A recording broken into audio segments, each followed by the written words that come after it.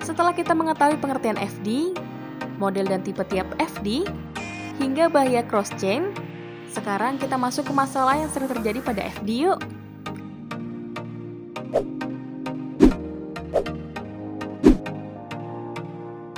Halo Sobat SS, selamat datang kembali ke channelnya serbasepeda.com.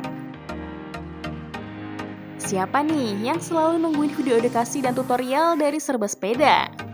Kalau di video beberapa minggu kemarin kita sudah bahas soal RD, sekarang kita bahas soal FD yuk. Kita langsung aja. FD adalah komponen yang bertugas memindahkan rantai pada gear depan, atau biasa disebut dengan chainring. FD sendiri terhubung oleh sebuah shifter sebelah kiri, melalui kabel shifter sebagai penggeraknya. Namun, sebelum masuk ke pembahasan yang lebih spesifik, kita sebutin dulu fungsi tiap baut pada FD ya. Umumnya terdapat dua baut pada FD, yaitu baut H dan L.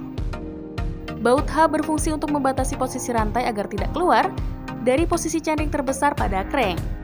Sebaliknya, baut L berfungsi untuk membatasi posisi rantai agar tidak keluar dari posisi chainring terkecil pada crank.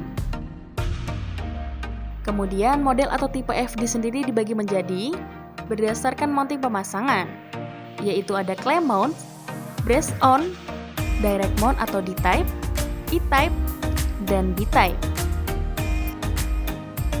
Pada FD model ini, menggunakan clamp yang melingkari situ frame. Karena menggunakan clamp, maka diameter clamp juga harus disesuaikan dengan diameter situp. Berikut kami berikan informasi ukuran clamp dan diameter situp yang cocok ya. Model seperti ini paling umum digunakan pada kebanyakan MTB. Untuk FD model ini menggunakan tipe frame khusus ya Sobat SS. Terdapat sebuah mounting pada framenya. Namun jika Sobat SS tidak memiliki frame dengan tambahan mounting seperti ini, maka bisa diakali dengan penambahan adaptor untuk brace on ya. Model FD brace on ini biasanya digunakan oleh jenis sepeda balap.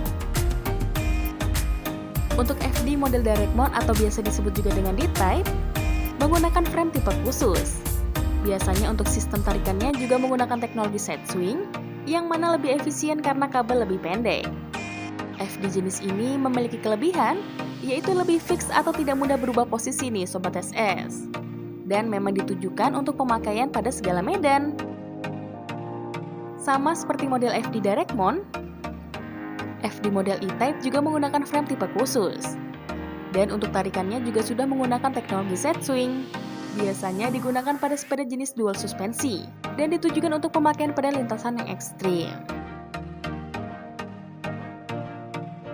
Model atau tipe FD B-type seperti ini sudah jarang kita temukan ya. Bracket FD ini terletak di poros gear depan. Untuk pemasangannya, FD model B-type juga lebih sulit. Kalau tadi kita sudah bahas soal model atau tipe FD berdasarkan mounting pemasangan, sekarang kita bahas model atau tipe FD berdasarkan rute kabelnya. Yang pertama ada top pull, yaitu kabel shifter menarik dari atas FD. Yang kedua ada bottom pull, yaitu kabel shifter menarik dari bawah FD. Dan yang ketiga ada bidirectional pull atau double pull, yaitu bisa menarik dari atas maupun dari bawah FD. Dibedakan dengan adanya rocker sebagai pengarah kabel mau melalui bawah atau atas. Lalu selanjutnya ada model atau tipe FD berdasarkan pergerakan cage. Yang pertama ada high clamp atau down swing.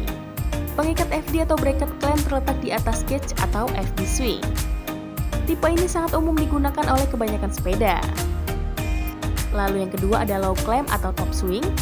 Pengikat FD atau bracket clamp terletak di bawah cage atau FD swing. Tipe ini juga sangat umum digunakan oleh kebanyakan sepeda nih Sobat SS. Yang ketiga ada side swing. Untuk sistem penggerak, side swing memiliki pergerakan yang lebih responsif karena jalur kabel lebih pendek dan untuk kabelnya pun lebih tahan terhadap karat karena full terbungkus outer. Istilah cross-chain ditujukan pada saat kondisi rantai menyilang. Biasanya terjadi saat rantai ada di chainring terbesar dan sprocket terbesar, atau sebaliknya. Momen ini membuat posisi rantai serong dan tidak menggigit dengan baik. Ketika Sobat SS sedang goes, posisi yang berpotensi menimbulkan kerusakan atau bahkan bahaya adalah saat rantai ada di gear depan dan belakang berada di posisi paling besar. Ini akan membuat RD bekerja sangat keras karena menahan tegangan rantai nih Sobat SS. Yang harus diperhatikan saat menggunakan chainring adalah gear yang kecil bisa digunakan dengan sprocket dengan gear yang besar. Begitu juga sebaliknya, dan berlaku juga untuk gear bagian tengah. Tapi kondisi chainring nggak selamanya buruk loh Sobat SS. Cross chain bisa dilakukan saat menyimpan sepeda. Menempatkan rantai di posisi gear paling kecil adalah cara terbaik untuk membuat RD dan rantai lebih rileks.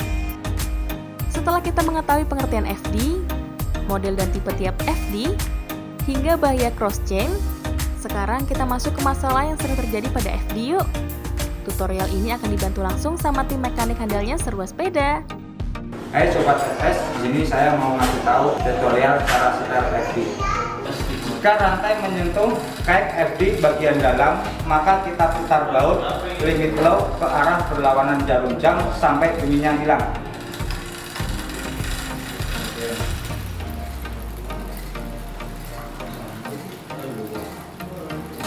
Jika rantai tidak berpindah ke chainring terbesar, maka baut limit high diputar ke arah berlawanan jarum jam sampai rantai berpindah.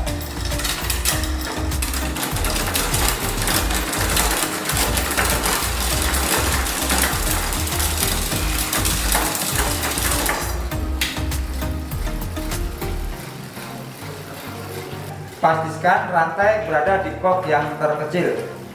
Sekian tutorial cara setel FD dan sampai bertemu di tutorial berikutnya.